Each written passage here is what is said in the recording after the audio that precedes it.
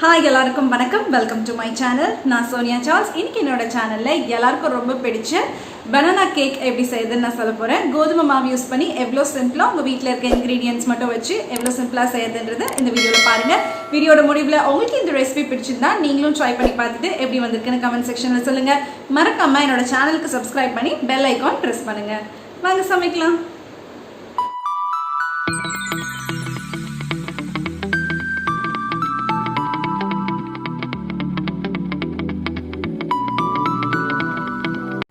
So இந்த யம்மியான banana cake செய்யறதுக்கு என்னென்ன இன்க்ரீடியன்ட்ஸ் வேணும்னு சொல்லிடுறேன். இதுக்கு வந்து நான் 1 கப் கோதுமை மாவு எடுத்திருக்கேன், 250 கிராம். அடுத்து அரை கப் சர்க்கரை, அது 120 கிராம். ஒரு முட்டை, 50 ml மெல்டட் பட்டர் எடுத்திருக்கேன், டபுள் பாயிலிங் மெத்தடில் மெல்ட் பண்ணி எடுத்து வச்சுருக்கேன். அடுத்து 50 ml நார்மல் ரீஃபைண்ட் ஆயில் எடுத்திருக்கேன். பனானா வந்துட்டு நான் ஒரு 3 பனானா எடுத்திருக்கேன். நீங்கள் வந்துட்டு எந்த சைஸ் பனானா எடுக்கிறீங்களோ அதுக்கு ஏற்ற மாதிரி எடுத்துக்கோங்க. அதுவும் வந்துட்டு நல்லா பழமாக இருக்கிற இதுவாக எடுத்துக்கணும். அவ்வளோதான். ஒரு 2 to 3 டேபிள் ஸ்பூன் பால் எடுத்திருக்கேன் இது மிக்ஸ் பண்ணுறதுக்கு.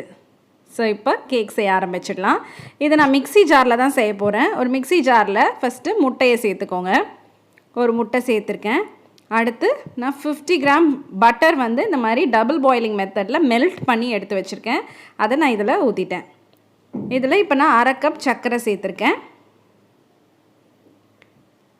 இது சேர்த்துட்டு நான் பனானாவை இந்த மாதிரி பீசஸாக கட் பண்ணி எடுத்திருக்கேன், அதையுமே இதில் சேர்த்துக்கிறேன்.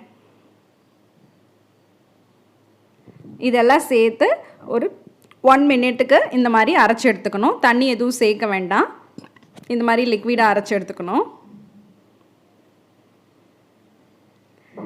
அடுத்து ஒரு மிக்சிங் பவுலில் நான் 1 கப் கோதுமை மாவு சேர்க்குறேன். இப்போ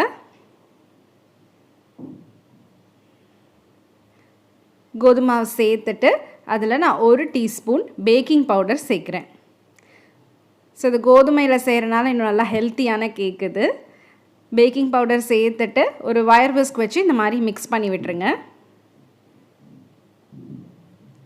அது நல்லா மிக்ஸ் பண்ண பிறகு நான் இப்போ அரைச்சி வச்சுருக்க இந்த முட்டை, வாழைப்பழம் அந்த மிக்ஸ்சர் எடுத்து இதில் சேர்த்துட்றேன். மிக்ஸி ஜார்லேருந்து இதில் சேர்த்துட்டு அடுத்து 50 ml நார்மல் ரீஃபைண்ட் ஆயில் எடுத்திருக்கேன். சன்ஃப்ளவர் ஆயில் எது வேணாலும் நீங்கள் சேர்த்துக்கலாம். அப்படி உங்களுக்கு ஆயில் வேண்டான்னா நீங்கள் 100 கிராம் பட்டர் சேர்த்துக்கணும். அதை சேர்த்துட்டு நான் 1 டீஸ்பூன் வெனிலா எசன்ஸ் சேர்க்குறேன். அவ்வளோதான். இதெல்லாம் சேர்த்து திரும்ப வயர் விஸ்க் வச்சு நல்லா மிக்ஸ் பண்ணி விடணும்.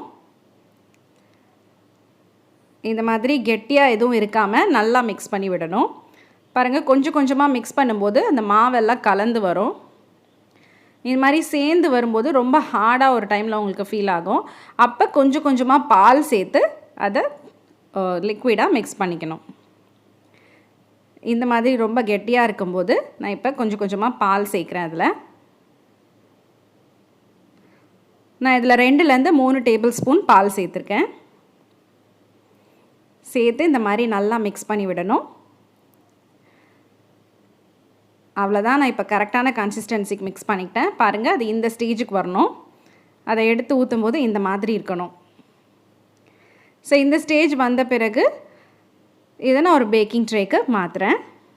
ஃபஸ்ட்டு பேக்கிங் ட்ரேயை ஒரு ஆயில் ஊற்றி நான் இந்த மாதிரி க்ரீஸ் பண்ணி வச்சுக்கிறேன். நீங்கள் ஆயில் இல்லை கீ எதுவாக இருந்தாலும் அதை சேர்த்து இந்த மாதிரி க்ரீஸ் பண்ணி வச்சுக்கோங்க. அப்போ தான் ஒட்டாமல் வரும் கேக்கு. இந்த மாதிரி க்ரீஸ் பண்ணிட்ட பிறகு அந்த மிக்ஸ்சரை இதில் சேர்த்துடலாம். அது எல்லாத்தையும் வழித்து இதில் சேர்த்துட்டு நான் இப்போ இது மேலே கொஞ்சம் நட்ஸ் சேர்க்க போகிறேன். என்கிட்ட பாதாம் அண்ட் வால்நட் இருக்குது, அதை நான் வந்து சாப் பண்ணி இதில் சேர்த்துக்கிறேன். உங்கள்கிட்ட எந்த நட்ஸ் இருந்தாலும் நீங்கள் சேர்த்துக்கலாம். பிஸ்தா, கேஷ்யூ எல்லாமே சேர்த்து செஞ்சு பாருங்கள், ரொம்ப டேஸ்ட்டாக இருக்கும்.